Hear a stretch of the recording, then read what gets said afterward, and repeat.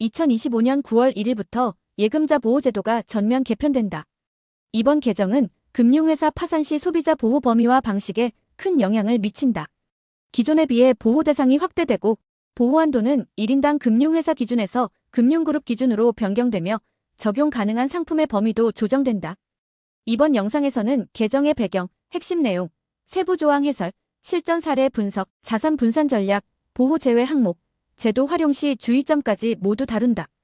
예금자 보호제도는 1996년에 도입되었고 2001년부터 보호 한도는 1인당 금융회사 기준으로 5천만 원으로 고정되어 있었다. 하지만 자산 증가, 금융상품 다변화, 고령화 및 경기 불안정 요인 등으로 인해 기존 제도가 실질적인 소비자 보호에 한계가 있다는 평가를 받아왔다. 이에 따라 금융위원회와 국회는 법 개정을 추진했고 2025년 9월부터 전면 개정된 제도가 시행된다. 이번 개정의 핵심은 세 가지다. 첫째, 보호 한도가 기존 5천만 원에서 1억 원으로 상향된다. 둘째, 금융회사 단위가 아니라 금융그룹 단위로 보호 기준이 전환된다. 셋째, 보호 대상 상품이 기존 예적금 중심에서 보험, 신탁, 일부 펀드까지 확대된다.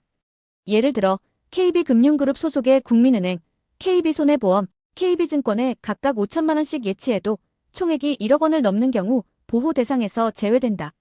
이전에는 금융회사별로 각각 5천만 원까지 보호됐으나 개정 후에는 그룹 전체 기준으로 적용된다. 보호 대상 상품도 달라진다. 기존에는 보통예금, 정기예금, 적금, 요구 불예금 등이 대상이었고 실적 배당형 상품이나 투자성 상품은 제외됐다. 개정 후에는 일부 보험 상품과 신탁 상품이 포함되며 원금 보장형 펀드도 제한적으로 보호된다. 보험 상품 중에서는 저축성 보험, 일부 종신보험 등이 포함되며 실손보험, 변액보험, 실적 배당형 상품 등은 여전히 보호 대상이 아니다. 신탁 상품의 경우 실명이 확인되고 원금 보장형 구조를 갖춘 신탁만 보호 대상이다. MMF, ELS, ELT, TDF 등도 보호 대상에서 제외되며 펀드는 원금 보장형 구조를 갖춘 일부만 해당된다. 퇴직연금 중에서는 IRP나 DC형 퇴직연금 상품 중 원금 보장형으로 운용되는 상품만 보호 대상에 포함된다. 실적 배당형, 주식형, 해외 채권형 등은 해당되지 않는다. 금융 소비자의 입장에서 중요한 것은 금융지주사의 계열 분리 여부를 반드시 파악해야 한다는 점이다. 같은 금융지주 계열이라면 계열사를 다르게 나눠도 한도로 묶여서 계산된다. 예를 들어 하나금융그룹 산하 하나은행, 하나생명, 하나카드에 각각 3천만 원씩 보유하고 있을 경우 총합이 9천만 원이고 금융지주 기준 보호 한도인 1억 원 이내이므로 전액 보호되지만 1억을 초과하는 경우 그 초과분은 보호되지 않는다. 예금자 보호의 실질적 운영 주체는 예금보험공사이며 개정 후에는 금융감독원도 공동감시자로서의 역할을 맡는다. 예보공사는 보호기금 조성과 지급을 담당하고 금융감독원은 조기경보 시스템을 통해 위험, 금융기관의 선제 감시 및 공시 의무 강화 기능을 수행한다. 또한 예금자 보호법에 따라 등록되지 않은 금융상품이나 유사수신행위의 경우 어떤 보장도 받을 수 없다. 예금자 보호 문구가 있는지를 확인하는 것만으로는 부족하며 해당 상품의 구조와 위험 등급, 그리고 예보공사 등록 여부를 확인해야 한다. 자산 보호 전략은 개정 후 기준에 맞춰 재조정해야 한다. 가장 중요한 원칙은 금융지주 기준으로 분산하는 것이다. 예를 들어 NH금융그룹에 1억 원 이상 예치해도 보호 한도는 1억 원이며 나머지는 보호되지 않는다. 따라서 KB금융, 하나금융, 우리금융 등 다른 금융지주사로 자산을 분산시켜야 각 그룹별로 각각 1억 원까지 보호받을 수 있다.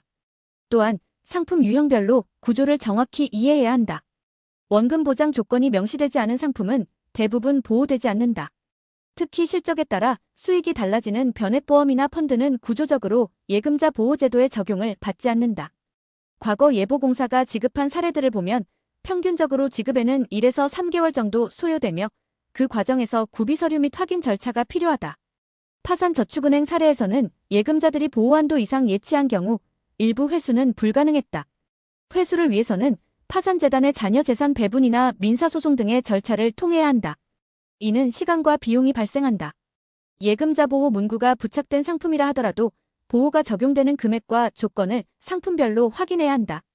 특히 보험이나 신탁, 펀드 상품 중 일부는 예금자 보호법 적용을 받지 않음에도 불구하고 유사한 표현으로 오해를 유도하는 경우가 있어 주의가 필요하다. 자주 묻는 질문에 대한 요약 정리는 다음과 같다. 첫째, 1억 원을 초과하여 한 금융그룹 내 여러 회사에 예치해도 초과 금액은 보호되지 않는다. 둘째, 보험 상품은 모두 보호 대상이 아니다. 저축성 보험과 원금 보장형 일부 상품만 해당된다. 셋째, 퇴직연금은 원금 보장형 DC형, IRP에 한해서만 보호된다. 실적 배당형은 제외된다. 넷째, 예금자 보호 스티커가 있다고 해서 무조건 보호되는 것은 아니다. 상품의 구조가 핵심이다. 2025년 9월 개정 예금자 보호법은 보호금액을 확대하는 방향이지만 동시에 보호기준을 재정립하며 자산 구조를 재편할 필요성을 제시한다. 금융 소비자는 상품의 명칭이 아니라 구조와 조건, 금융사 지배구조, 예보공사 등록 여부를 기준으로 선택해야 하며 금융지주별 분산이 실질적인 자산 보호를 위한 핵심 전략이 된다. 예금자 보호제도는 소비자의 권리를 지켜주는 장치이지만 그 제도를 온전히 활용하기 위해서는 제도의 구조를 정확히 이해하고 내 자산이 해당 조건에 부합하는지를 스스로 점검하는 것이 필요하다.